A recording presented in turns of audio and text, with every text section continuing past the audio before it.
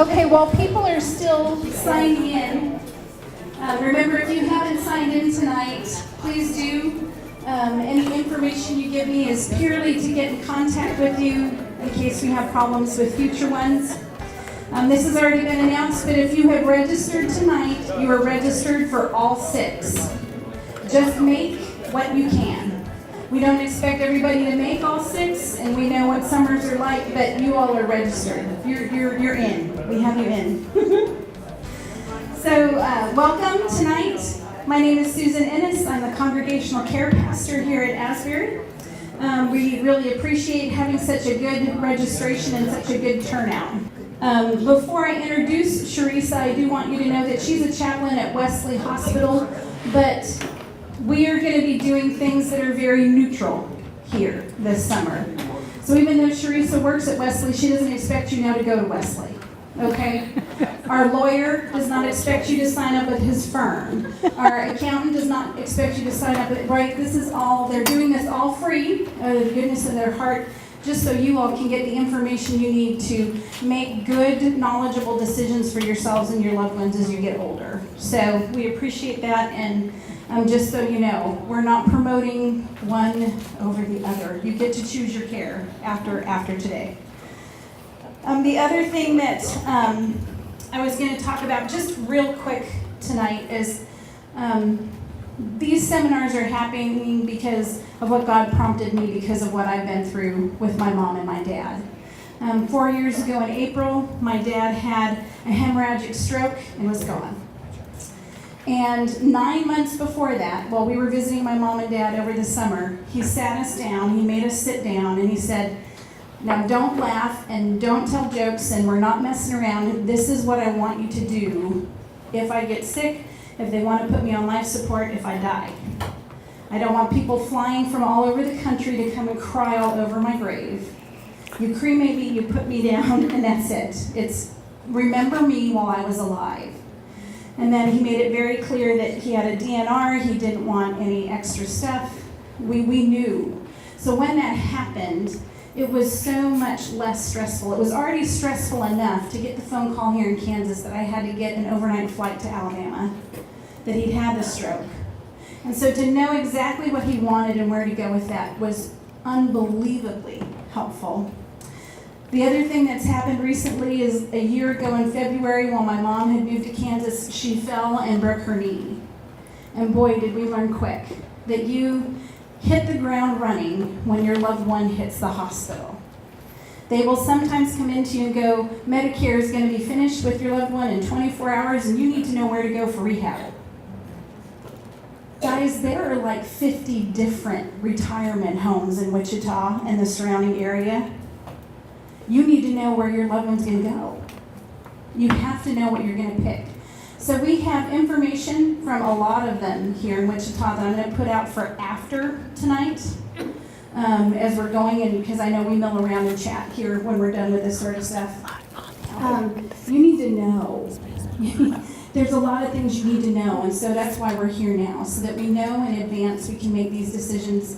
Then when my mom fell and broke her hip, I also found out quickly when they hit your loved one with morphine in the ambulance, they are considered incapacitated to make any decisions for themselves.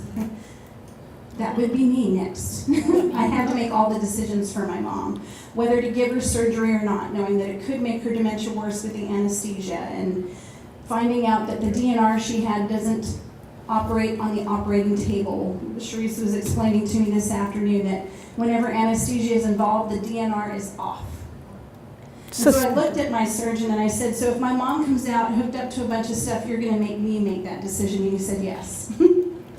So you all, we just are trying to pre-warn you of different things, and I know Charissa is she has better details and more details than I do.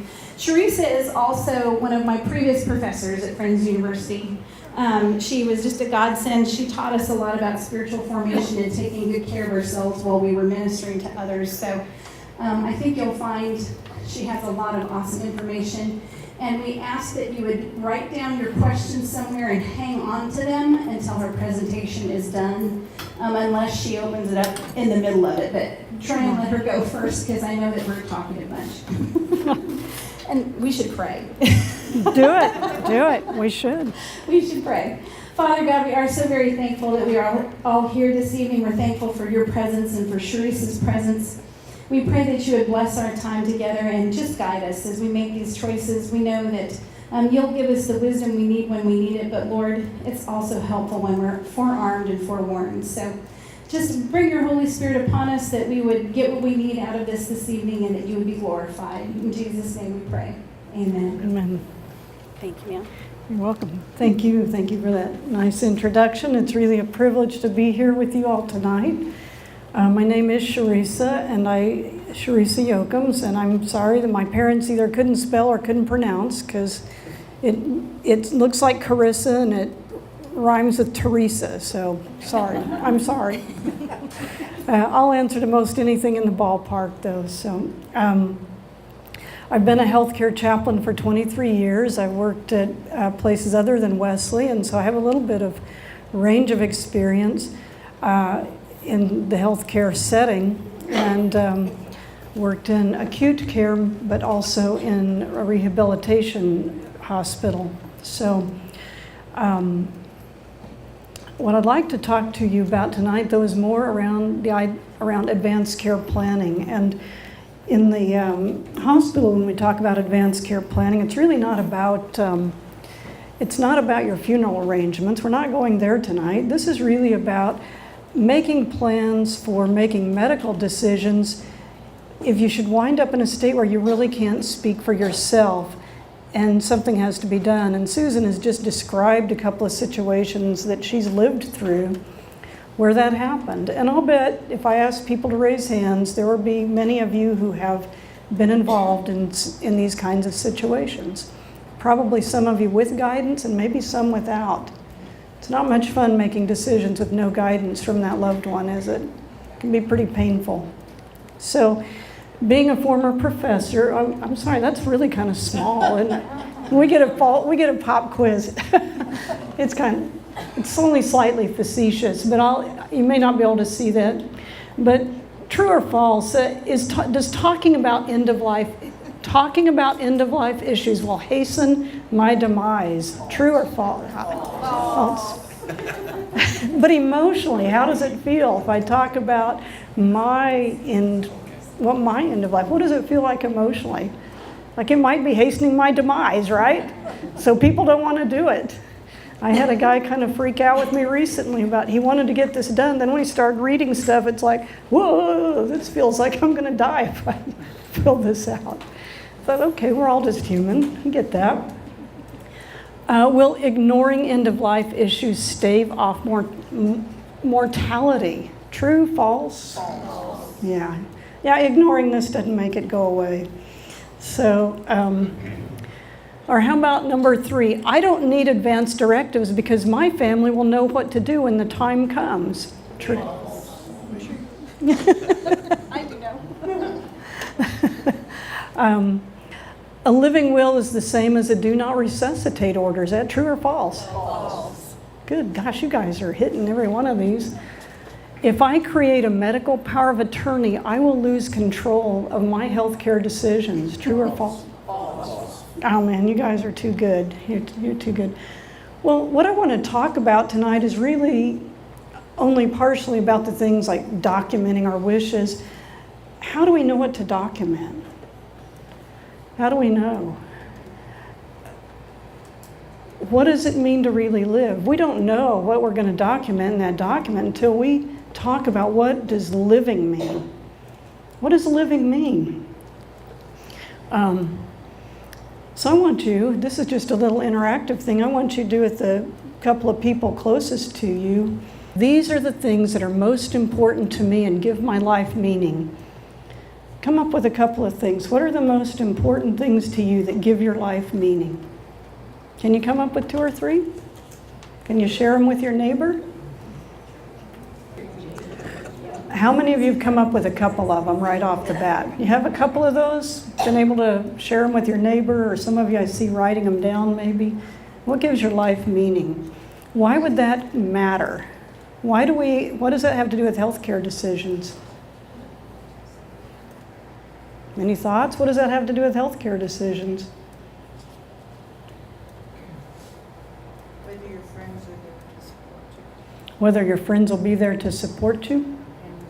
And your family? Could be. So it might affect the decisions you'd make around your health care, like treatment options, okay? So we'll hit on that a little bit. So what about this? The following abilities are so important to me that I would not want to live without them. Doesn't mean we don't have to live without abilities. My mom suffered strokes that put her in a nursing home the last 4 years of her life. She had to live without abilities that were important to her because she wasn't dying. So she had to live with some losses. So when we put this up here, we're not talking about euthanasia, we're not talking about terrible things like that. What we're talking about is what are the things that really, really matter to me? That I really would not probably find life enjoyable if I couldn't what? Have self-respect. Have self-respect. And so what gives self-respect? Or shout it out so others can hear it too. what would I not want to live without? I'll give you one of mine. I wouldn't want to live if I couldn't make some kind of contribution. I recognize that is different at different seasons of life, but I wouldn't want to live in a state where I couldn't make any kind of a contribution to those around me, whatever that might be. Even it was just being able to listen to people, to pray for them, to do things like that. Being able to communicate Being able to communicate. in one form or another. If you couldn't communicate your needs or maybe what you felt, living without that would be just, yeah. Whether you Wouldn't want to. provide it or sign language or something like that. Yeah, being able, to speak, to write, to somehow communicate. So you start seeing how this kind of stuff might be the first questions we actually want to ask. These are the kinds of things that our family members are going to need to know, aren't they? Sometimes in the hospital, often in the hospital, when an individual arrives as a patient and they've had something very significant impact their health and they can't speak for themselves, if we just ask their loved ones, well, should we do this or that? They may just say, oh yes, do everything, because they've just had a terrible shock. A loved one has had a stroke or a heart attack or a this or that, and maybe that individual is going to recover, maybe they're going to be profoundly impaired. So the things that I start asking are, tell me about your mom. What's she like? What does she do? Oh, she's really independent. She was out walking the dogs when this happened. Okay, and what else? What else about her? Well, she loves to make quilts. Oh, so she's a crafter. She does things with her hands. She's creative. Yeah, she's all those things. So when we start looking at prognosis and we realize this lady's not going to get this back,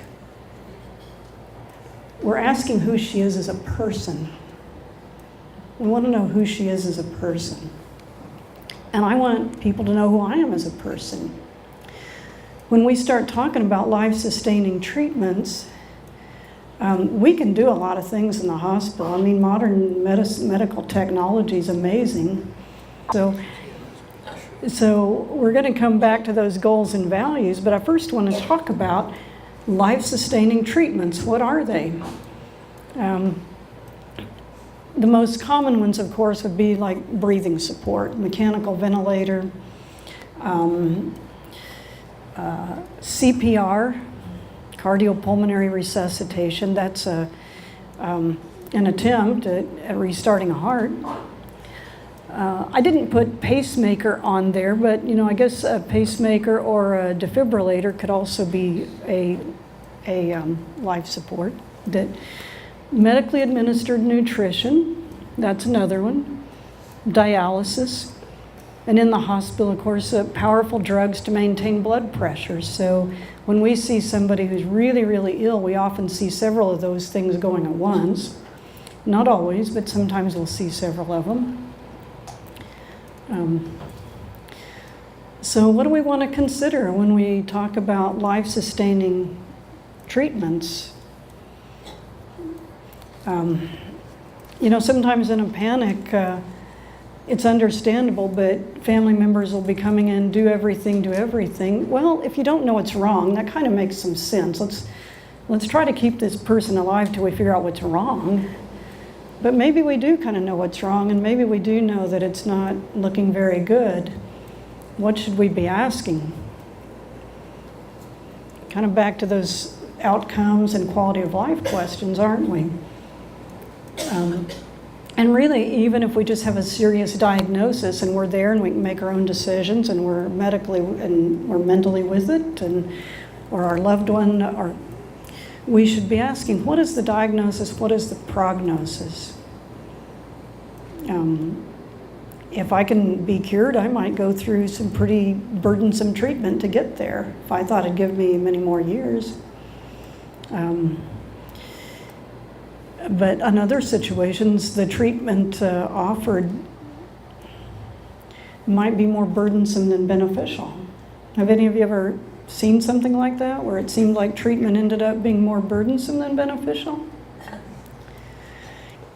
We have a medical system that since the early 1980s has kind of, prior to that, doctors tended to just make the decision. If they felt they could do an effective treatment, they did it. If they couldn't, they would say, we can't do anything more. But things shifted since the 80s, and what happened was that the idea of patient autonomy began to take more and more precedence over other considerations. So even if a treatment might have a very low chance of actually helping somebody, or the outcome might be really poor, if a patient or a family demands it, we do it. We do medical futility all the time in the hospital. Not saying all these treatments are medically futile, but we do it all the time at the demands of patients and families.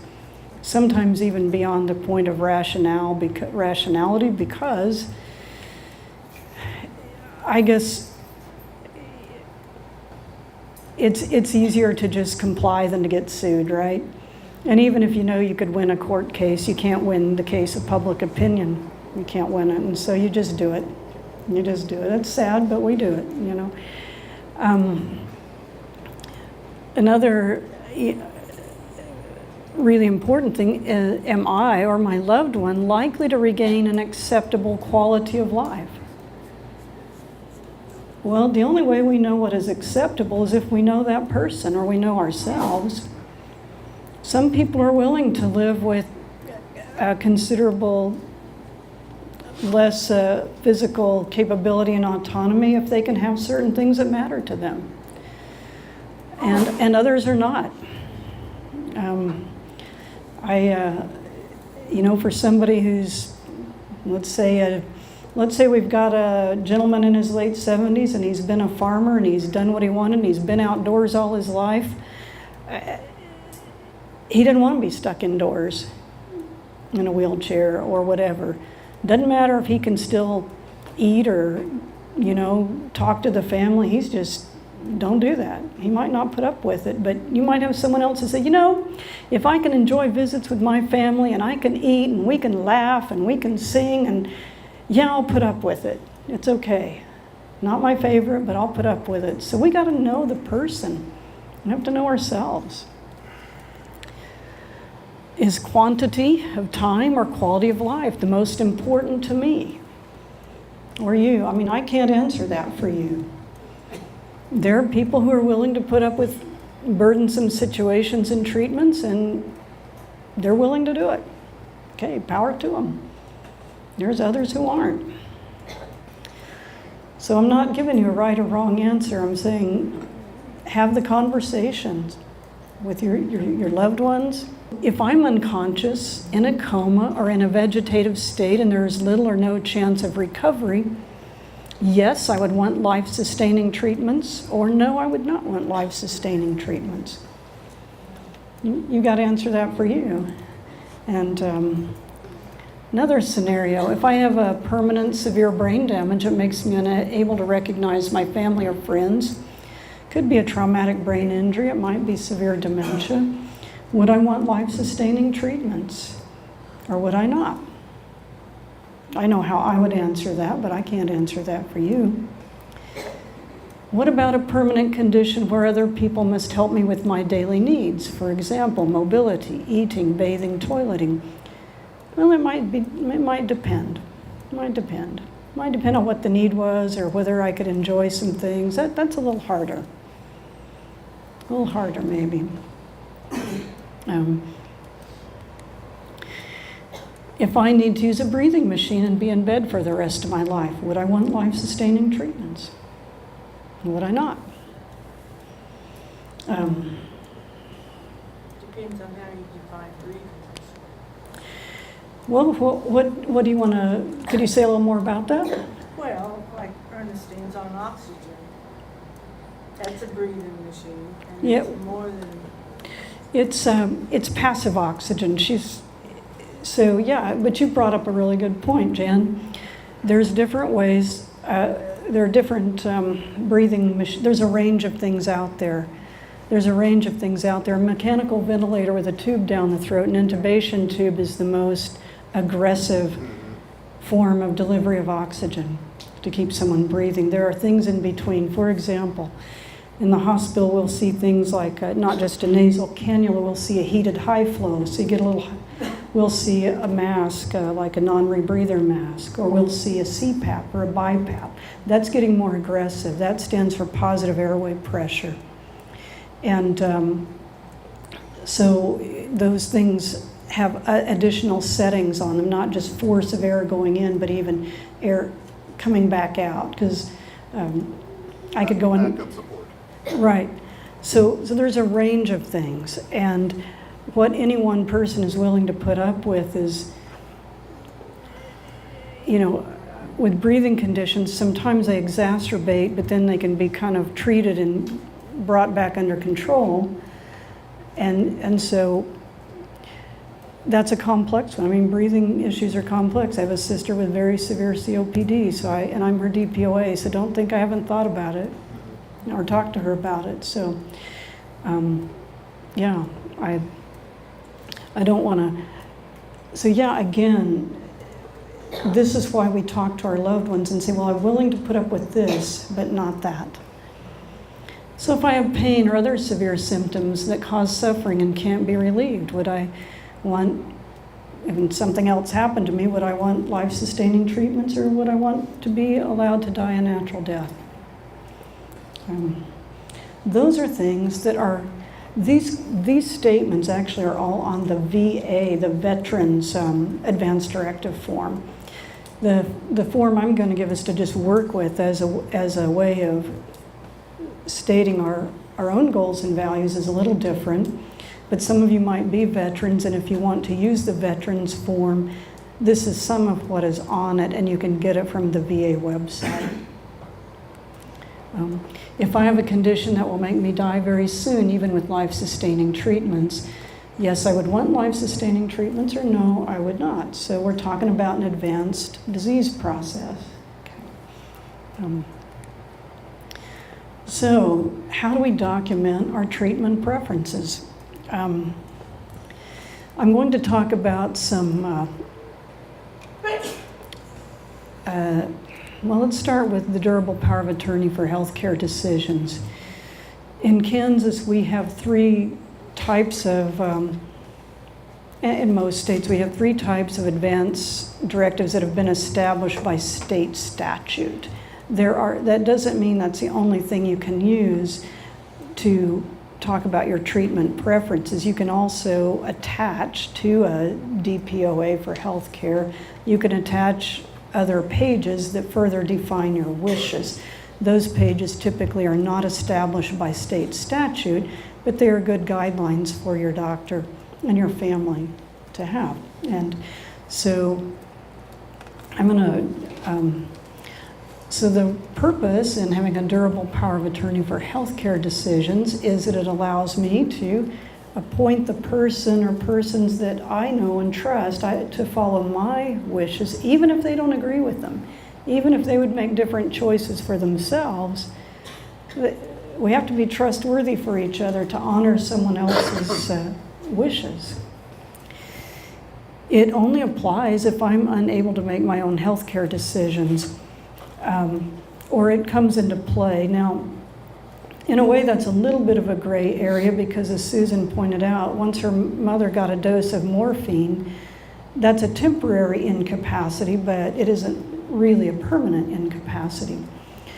And other times, people, they aren't necessarily completely incapacitated in terms of decision making, but if you've ever been really sick, you know how hard it can be to process your information you're getting, choices that you have to make. And it really is helpful to have someone who's empowered to act on your behalf, to advocate for you.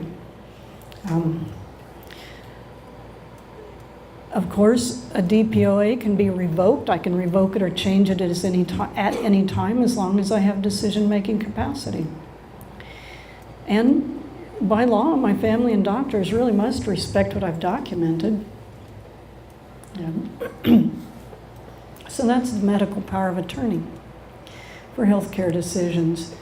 Now, a living will has also been established by statute, but it is something that really only becomes effective if 2 or more doctors say that I have a terminal condition. They agree that I have a terminal condition and they've personally examined me. And if I'm someone who doesn't want to be kept alive on life support in that situation, then a living will would serve me. And certainly, if you don't agree with that, don't sign a living will. You know, this is for people who are more afraid of being put on machines and not getting off of it than people who are afraid of the docs quitting too soon. So the living will, it gives my family peace of mind that it is okay to allow my natural death in such circumstances. You heard Susan say it was peace of mind. It was painful. There's still grief, but there wasn't the guilt of did we do the right thing, because Dad was very clear about what he wanted and what he didn't want. So the living will honors my values about what it means to really live.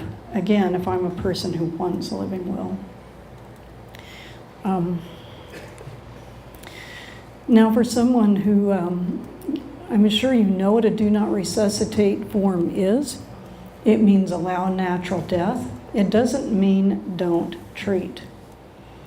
In the hospital, we have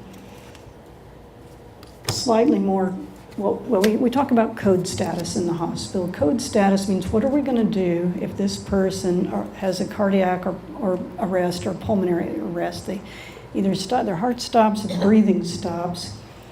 In the hospital, we have a full code as kind of the default. You're a full code upon admission to healthcare facilities unless you state otherwise or you have a signed DNR with you. Susan, I might invite you to just pass these out. Your code status, this may surprise you, but it needs to be addressed every admission. It doesn't automatically carry over. So don't assume hospital staff know you had a DNR last time or your loved one had a DNR last time.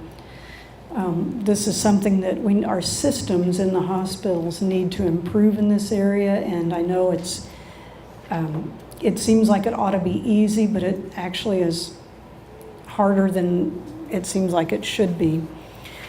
In the hospital, we have a couple of other code status options that are not available at the nursing homes or not available with EMS.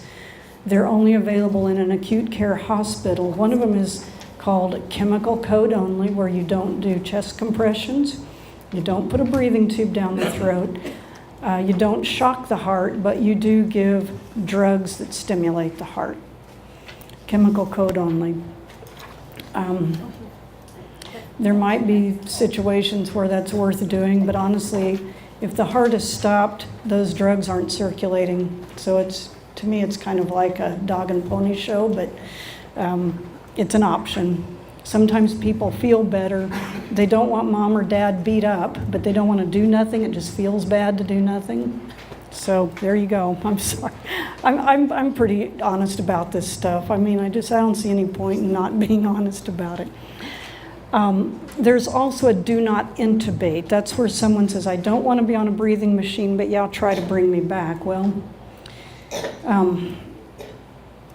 okay. My own opinion is, if you're going to do it, go all the way. Because a half measures aren't going to bring somebody back. So, but you have that option where you do everything except stick the breathing tube down their throat. Anyway, if you don't want CPR and you're not in a hospital or you're not in a facility, then you need an out-of-hospital DNR signed by you or your DPOA and signed by a doctor. So an out-of-hospital DNR is also something established by Kansas statute. If it's something you want or someone whose care you are involved in wants and you don't have one of those forms, we have some here tonight. So now I'm going to share with you an option that really is not for everybody, but I want you to know about it. It's a bright pink form. It's called a TPOP form. It stands for Transportable Physician Orders for Patient Preference. I have some here. Why is it not for everybody? It's really not for healthy people. It's not for people who expect to live many more years. Because what it has, I don't know how, you probably can't see very well. Section A is a section that you choose attempt CPR or do not attempt CPR. So it has a place to decide what you would want if EMS were called to your house or wherever you reside. And then Section B is about additional medical interventions, and it says full treatment. Well, full treatment implies you would want CPR and you would want resuscitation attempted. But if you didn't want that, but you still wanted some treatment, you could pick the middle option, which is you want some medical interventions, but you don't want CPR and you don't want a breathing tube stuck down your throat. Now, for someone who might be on hospice care and who's very close to the end of their life, they might pick just the option that says comfort measures only. So, and then C, medically administered nutrition. There's a place to make a decision about medically administered nutrition there. Then there's places for signatures and so forth. So this again is something that needs to be signed by the patient or their agent, their power of attorney, and their doctor. It's an agreement. It's a medical order set that can travel with the patient from home to a facility, and EMS here in Sedgwick County is familiar with it and they will honor it. So it's a way of getting what you want and not getting what you don't want. Who should have a TPOP form? Well, again, not somebody who's really healthy, because there's no reason to not do everything for someone who's healthy. But someone who has a disease process that might be reaching end stage and they want some control over what happens to them. Maybe someone who isn't maybe so sick, but maybe they've gotten pretty up there in age and they know that they're frail and they just don't want a lot of things done to them. That's the kind of person that would most benefit from having one of these. And again, I have some here if you're interested. You can pick them up. I'm not going to spend much more time on that. So finally, if you want your wishes to be honored, you've got to have them documented.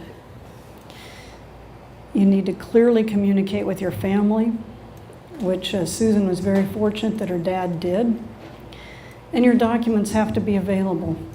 I wish I had, a dollar bill for every time I'll ask somebody in the hospital about their advance directives. Oh, we did that. I think it was about 15 years ago. I'm not sure where they are. They might be in the locked box at the bank. Okay, well, that's not real helpful. They might as well not exist if they're in the locked box at the bank. Because we're not going to wait on somebody to go get them before we start doing our thing at the hospital. So, Do you recommend that the patient carry a copy also? It could be. If it doesn't hurt. It's not so. Some people do carry them with them, and I know that Jehovah's Witnesses do because of their objection to blood transfusions. I know they carry like kind of miniaturized versions they can stuff in their wallet. But these days you can make it a PDF file or a picture and put it on your phone. You can keep it in the glove box of your car. Ladies can stick it in their purse. It's a little harder for gentlemen to stick that in their purse, but... Our particular example yes? was my father-in-law and my mother-in-law, who she carried it. They were at a rodeo, setting in two separate groups. Oh, no. He went down, and she could not get to him in time. Oh, They shoot. brought him back, and he didn't. So that's why I'm saying, who should? Right. Yeah, and and This is somebody... 20 years ago. Sure, and those are rough. We do our best to plan, but in a sudden event like that, probably nobody's going to go through his wallet if he's not breathing. They're going to start resuscitation attempts. Yeah. So, yes, ma'am. If you are a medic alert Yeah. pamphlet person, if you pay the extra, you can upload these documents to your account. So 911 Can access them. Access them. Yeah, right. So what I do is I urge redundancy. If you are someone's DPOA, keep it on your phone, keep a paper set in the glove box of your car, keep a set on the refrigerator with a magnet so it can grab and go, or these handy dandy medical packets. These are, I'm going to tell you a little bit about what's in them. You're free to take one. What it has inside of it is a place to write down your medical history, who your doctors are. There's a little sticker you can put on your front door, because here again in Sedgwick County, they know to look for these papers in your bedroom. If you keep that packet, put your name on it, put your preferred hospital on there. You can use a Wesley packet and go to St. Francis if you want. It helps an ER doc who doesn't know you to know your medical history. If you get ill enough in that ambulance ride that you can't tell them, and they've never seen you before, if you've got your medical history, the medications you take and all that stuff in one place, and they can grab it and go with you, or with mom or dad or whoever you're caring for, that makes things a little bit easier on, just knowing the right thing to do for that person. So I just say be redundant, keep these things available. My mom did live with me for a couple of years before she went to the nursing home, and she told me she'd come back and haunt me if I ever had her resuscitated or put on a ventilator. So I kept her DNR on the fridge. And when we had to take an ambulance ride to the hospital, I was sticking it in front of the guy's face. Now, she wasn't arresting, but I didn't know if she was going to. My care and treatment choices, it's not a statutory document. It's something we developed at Wesley in our advanced care planning group. And what it is something that walks you through those goals and values and allows you to write that down and to share it with your loved ones, the people important in your life. So I want to tell you, we do have blank documents for medical power of attorney, Kansas medical power of attorney, living will, and I already told you we do have the blank DNR forms. If you came here tonight planning to create some advanced directives, a living will, a medical power of attorney, we have blanks inside the packet, kind of at the back of the packet, and you can get those out in a while. And if you want help doing those, I can advise you how to do it so you don't make mistakes. We really appreciate all the information that Charissa's given us tonight. So if you could give her a hand, thank you very much. Well, We really appreciate it. Charissa said if you do have any questions, we can open up the floor for questions. Do remember that when Medicare kicks you out of the hospital, Medicare then covers skilled nursing for a certain period of time, depending upon what you had happen to you. And so that is covered by Medicare. So if you do go, for example, my mom went to Regent Park for a time. They had fantastic skilled nursing out there for her. And it was all covered by Medicare until they deem her ready to either be back in assisted living or on her own. So don't be afraid when they say, well, we're going to kick you out of the hospital and you have to make these choices. You don't have to go home to try and take care of yourself or take care of your loved one when neither of you can take care of each other anymore. That is covered by Medicare. If you have to qualify for skilled nursing benefits. So that means you have to be able to participate in rehab. So somebody who's not able to follow commands, not able to participate in rehab, actually couldn't go to skilled nursing. So the first 20 days are fully covered by Medicare. Any days required after that are covered 80%, and if there's a secondary insurance, that usually picks up the other 20%.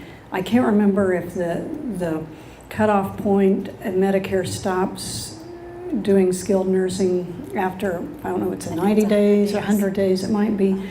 And if a person is still unable to go home, then you really are looking at out-of-pocket nursing home care. Medicare does not pay for nursing homes. So that's just important to know. There's also a couple levels of rehab. There's Wesley Rehab out west, Our Lady of Lourdes out east. Those are inpatient rehabilitation hospitals. They are not skilled nursing facilities.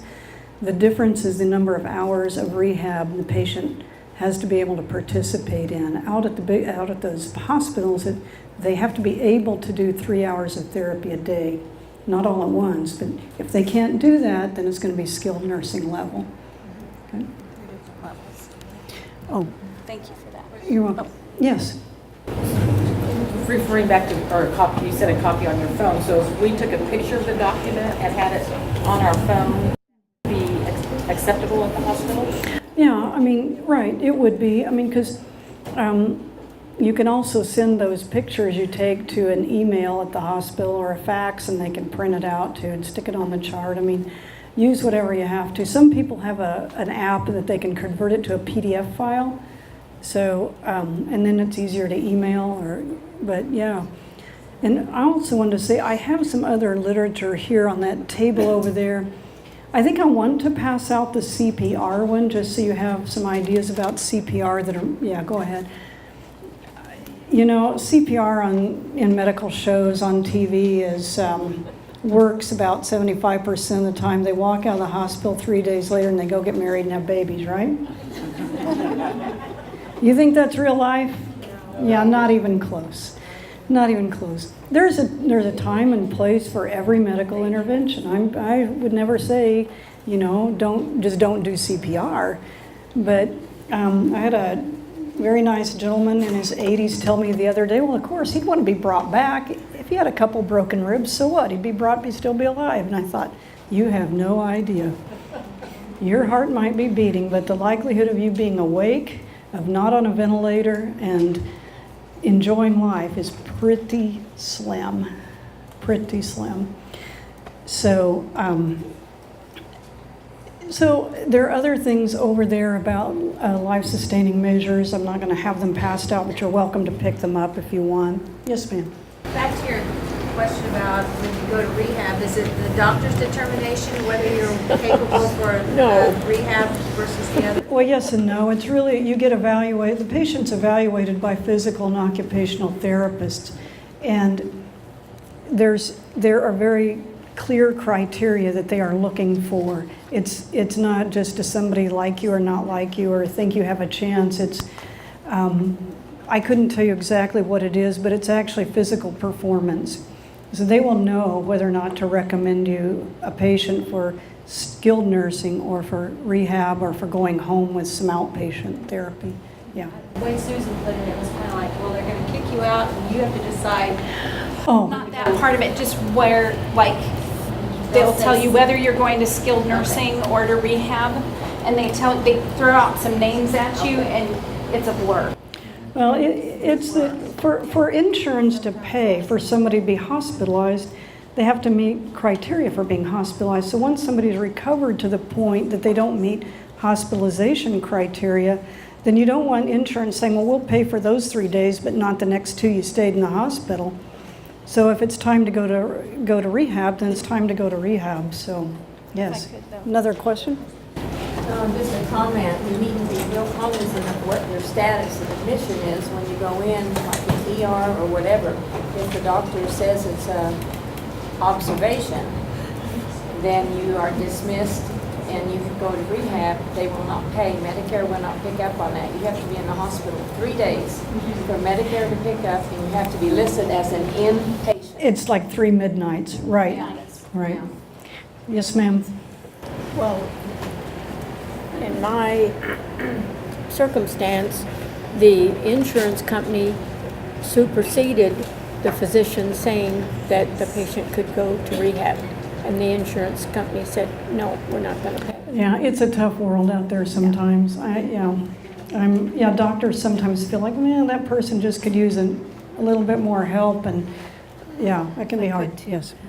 And so, we do have an insurance representative from Medicare, and he's also going to talk about supplemental insurance, and that's about a month from now, maybe 6 weeks. So that is something we're going to address, is how that works and what that looks like.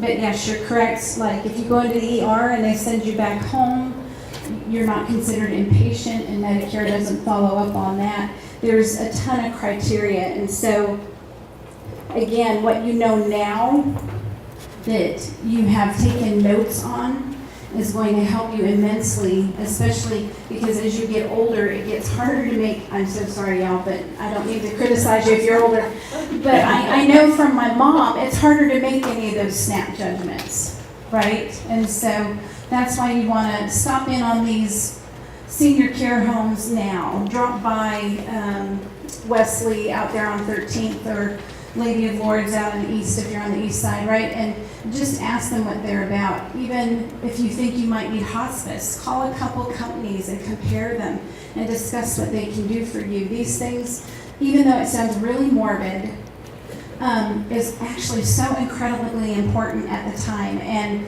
if you're terminal, again, it makes it so much easier on you and your decisions, but if you're going to recover, you also want the strongest and the best recovery you're going to get.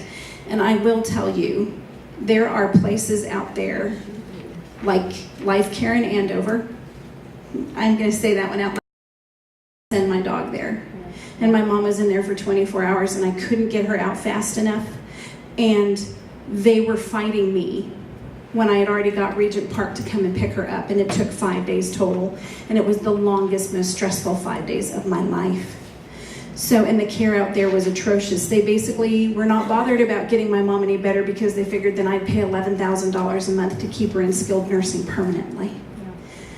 Be very careful, be very wise, and please start doing your homework now so that further down the road, you have the very best care you can for a strong recovery as well. So, it's important to know that some hospices are strictly end-of-life terminal care, but there are some hospices that you can move in and out.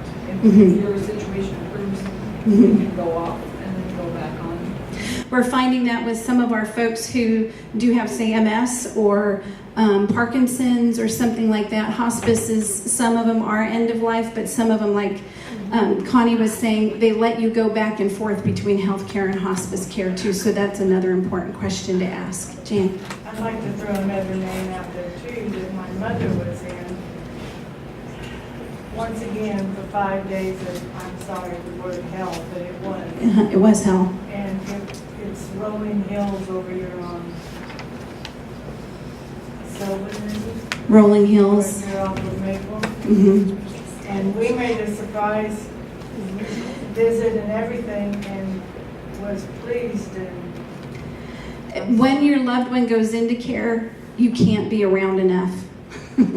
you can't be around enough, especially when you're going into the senior living. And I hate to start naming names, but you're going to notice there are a few packets over there that are purposefully not on that table because I don't want to encourage you to go there. So the ones I've called are the ones that I've heard really good things about. So, yes, The other ma'am. comment I would like to make is, having worked in medicine for all these years, I think any time a family member is in the hospital, they need an advocate there watching them. Amen. You need an advocate. Go get an ice pack or Mhm.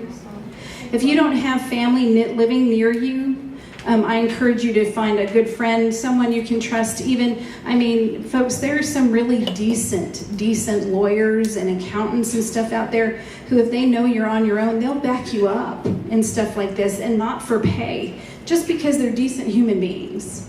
And they are out there, but you do have to do your research to find them. Yeah, the Department of Aging, we're also going to have Sedgwick County Senior Services here one night. They do an awful lot for seniors in the area. They're a great resource. I will tell you, for senior home care, for senior homes, like residences that you would go to, for example, say Presbyterian Manor, and my mom's in Kansas Masonic Home or whatever. If you go online, it is very difficult to get an actual truthful review off of Google. The one thing that meant a lot to us is while we were taking my mom through Kansas Masonic Home, uninvited, just dropped in, all of the residents walked up to her and said, "Oh, are you moving in? You'll love it here. I've been here 8 years, I've been here 10 years, I've been here 15 years. Right? So, again, ask the people you pass in the hall while you're there. Is there anybody who would like some help with a durable power of attorney, would like a little help making sure you get it filled out right? Or a living will? They are in the packet. The durable power of attorney, the way it's formatted here, it's front and back. I kind of wanted to draw attention to it if you are interested in it, because it has a couple of sets of blank lines. And those blank lines don't necessarily have to have anything in it. The first set of blank lines in the power of attorney says, the agent, that means the person you appoint as your DPOA, shall be prohibited from authorizing consent for the items marked below. Many people don't have any particular treatment or thing that they would want to not. They can't just say off the top of their head, I would never want that, but they might have something that they would say, I would never want that. And they could put it in there. If you don't want to put anything in there, you can just run a line through it and put NA, not applicable, you know. Yes. So that says that the agent shall be prohibited, but if I'm capable of making my own, Right, you can make your that part doesn't apply as long as Exactly. I'm calling the shots. Exactly. This doesn't even become active until you can't make your own decisions. But once anybody loses the capacity, loses what we call capacity, you can't create a durable power of attorney for someone else. You cannot. You can only do it for yourself. Yes, ma'am. What determines that they've lost their capacity? Well, again, loss of capacity can be temporary or it can be permanent. It could be if somebody's if they've got a lot of drugs on board, if they've lost capacity at least temporarily. If they're on a ventilator, the likelihood that they would actually know what they're being asked is very iffy. Even if they're waking up and we turn sedation off, it's kind of iffy. Did a doctor determine that? Or Yes, or, yeah, a doctor. I mean, there are some things that we just know in the hospital not to ask if it's going on with a patient. But yes, if it really becomes an issue then yes, patient's doctor has to decide if they have capacity to make their decision. So yeah, there could be cases where it's not real clear. And we have to look at that and have a medical professional look at it. But I'm not going to go, I help people with these things all the time, but I am not going to go help someone complete a DPOA if they're half out of it or they're only making sense half the time. I mean, I won't do it. Yes, ma'am. Can family members override the decisions that you have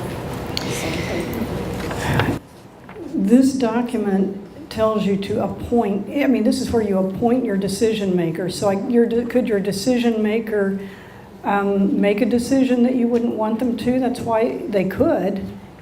But documenting what you want and what you don't want and choosing a trustworthy person becomes paramount. That's, there needs to be good communication. But if you have someone you like that who's on here and who's your decision maker, then no, the cousin from California can't fly in and override it, or the child you didn't appoint because you didn't think they were the best decision maker, or whoever. That's why you pick somebody. You can put an alternate and even a second alternate on there. It's ideal if everybody's on the same page, but they're more likely to be on the same page if you've documented your wishes. Yeah, there are family conflicts sometimes. That's why if you don't document it, things may get done that the individual never would have wanted, because doctors are pretty afraid to go against that kid who lives on the coast who's never around until now, and then they fly in and they're the expert on what ought to happen, even though they've never been to a doctor appointment with mom or dad. If they say do everything, the physician will probably do it because they don't want to get sued. I hate to say that, but it's just the truth. So if you have that, so then about a little more than halfway down, there's an I and a comma and then a blank that says print legal name. That's where I put my name if I'm making this for me, date of birth, and then I do hereby designate and appoint, and that's where you put your most desired person you want on there making your decisions, and their address, residing at, as my agent to make healthcare decisions for me as authorized in this document, and their contact numbers. So then if you flip it over, you see where you can put your first alternate, and then a second alternate. Again, if you want one alternate, you don't want two, draw a line through that place where it says second alternate, but not applicable. Can you have active code? You can get an attorney to draw it up that way. Obviously, the way this document is written, it is succession. But you can get an attorney to draw it up as a code thing. So then there's two ways to validate this. It can be either witnessed by two people not related to you and who would not inherit from your estate, or you can have a notary notarize your signature. Don't sign it if you don't have your witnesses or your notary in front of you. They need to see you signed it and not somebody else. Okay? The living will is a little more straightforward. Again, in Kansas, we typically only have to validate it with two witnesses. With an out-of-hospital DNR, your signature, one witness, doctor, signature. So, again, if anybody would like help, we're at 7:05. I'm willing to stay and help anyone who wants help. If you're at that point where you're ready to go home and you're wondering if it's rude to get up and leave, it's okay to get up and leave if you need to do that. And yeah. Thank you. And you're also welcome to take a packet if there's someone else that you know could really benefit from having one of these medical packets to keep all their papers together. You may take one for them. Okay.